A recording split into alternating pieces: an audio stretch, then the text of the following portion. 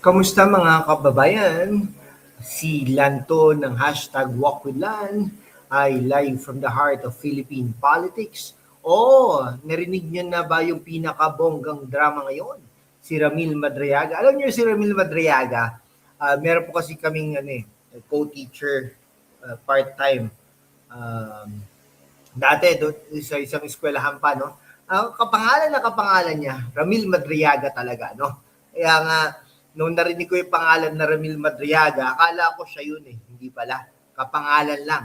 Yung self-confessed bagman ni VP Sara Duterte na nasa kulungan sa Camp Bagong Diwa, umalag sa hamong suntukan ni Davao City Mayor Baste Duterte. Naku po, imagine niyo ha, isang detained witness, naka-handcuff figuratively, tapos biglang it's an honor to exchange blows with you, Mayor Baste. Seryoso, ha? Mga kabataan at OFWs na nanonood abroad, eto na naman ang klasikong political circus. Pero hindi tayo basta-basta maniniwala.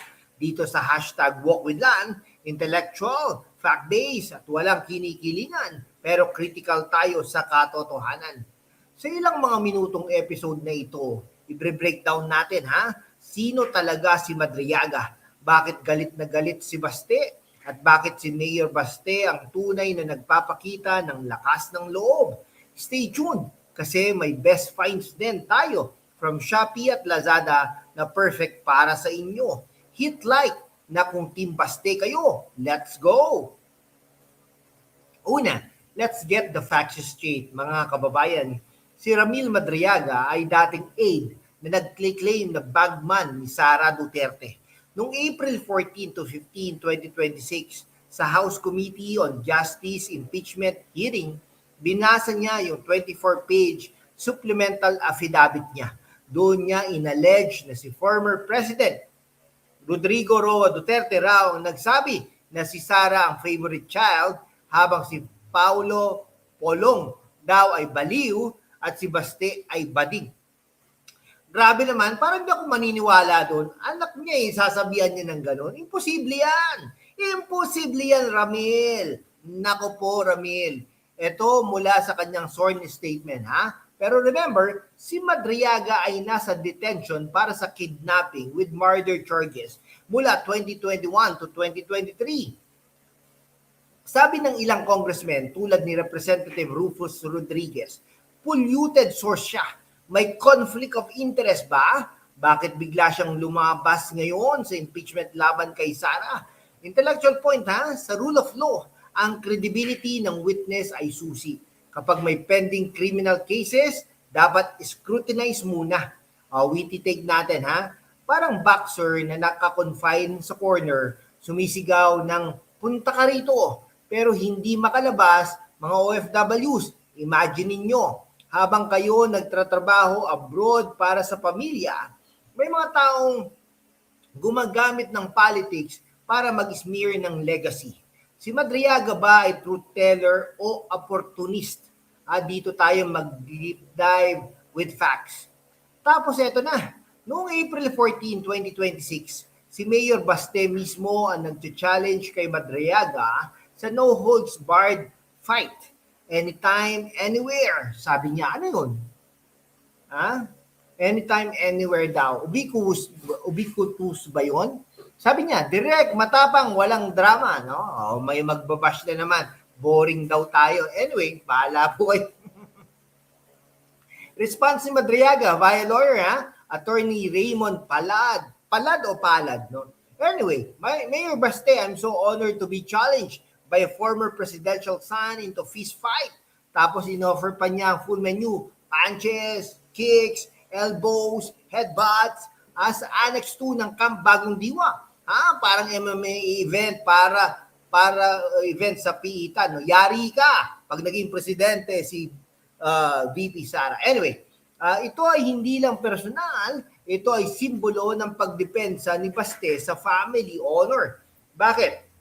Kasi tinawag siyang bading indirectly sa public hearing. Sa Davao culture, ang mga lalaki tulad ni Baste ay hindi natatakot mag-face ng challenge head-on. Si Madriaga naman, nakadetain, deprived of liberty, tapos nagko-condition pa ng exoneration bago mag-fight? Ay nako, witty comment natin dito mga kaibigan. Bro, kung talagang lalaban ka, bakit hindi mo hintayin muna ang court decision mo? Oh, mga youth viewers, etong lesson ha. Sa politics, words have consequences, pero actions speak louder. Si Baste, action-oriented leader ha.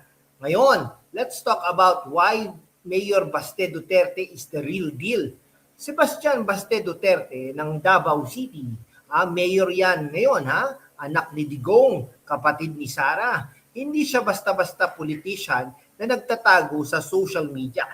Noong July 2025, hinamon niya na rin si PNP Chief General Nicolas Torre III sa Boxing for Charity, tunay na matapang. Okay, fact-based tayo.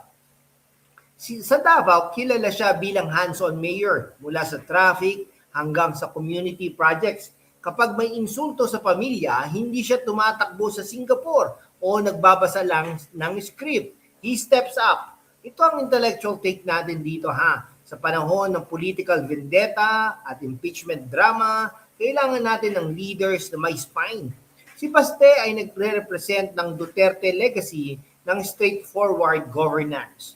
Mga OFWs, alam niyo yan, kapag may threat sa pamilya, hindi kayo nagtatago. Same with Baste, respect. Zoom out tayo ha. Ito ay parte ng mas malaking impeachment laban kay VP Sara Madriaga's claims about confidential funds, term sharing with Marcos, assassination plots, lahat denied ng Duterte camp. Sa House hearings, maraming nagsasabi na inconsistent ang testimony.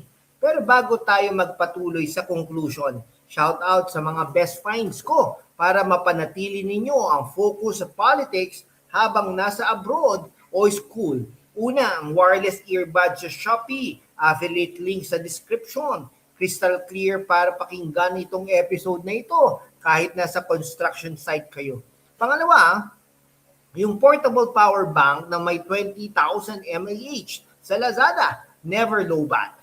At para sa fitness vibe ng suntukan drama, boxing gloves, best find, train like Baste, multivitamins, phone gimbal, at USB cables, lahat nasa links at itatag din po natin yan. Salamat sa suporta sa mga affiliate partners natin, mga kaibigan.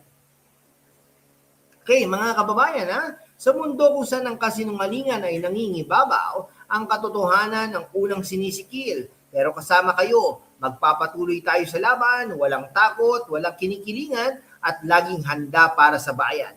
Sumali na sa aking YouTube channel membership sa #WalkWithLan at tulungan natin ang channel na maabot ang 100,000 subscribers.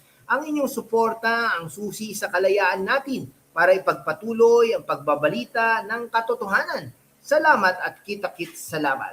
Comment down below ano sa tingin ninyo? Magaganap ba itong suntukan na ito? Team Baste or curious lang? Like at share para maabot ang ibang kabataan at OFWs. Sa huli, mga kababayan, si Madriaga ay maaaring may kwento pero ang kanyang credibility ay questionable dahil sa kanyang sitwasyon at timing. Si Mayor Basti naman nagpapakita ng tunay na Filipino spirit, matapang, principled at handa sa laban. Ito ang klaseng leadership na kailangan natin. Salamat sa panonood ng ilang mga minutong ito. Subscribe, hit that bell, and join the membership. Truth prevails. This is #WalkWithLan, signing off, peace out, at God bless the Philippines. Mabuhay po ang Pilipinas.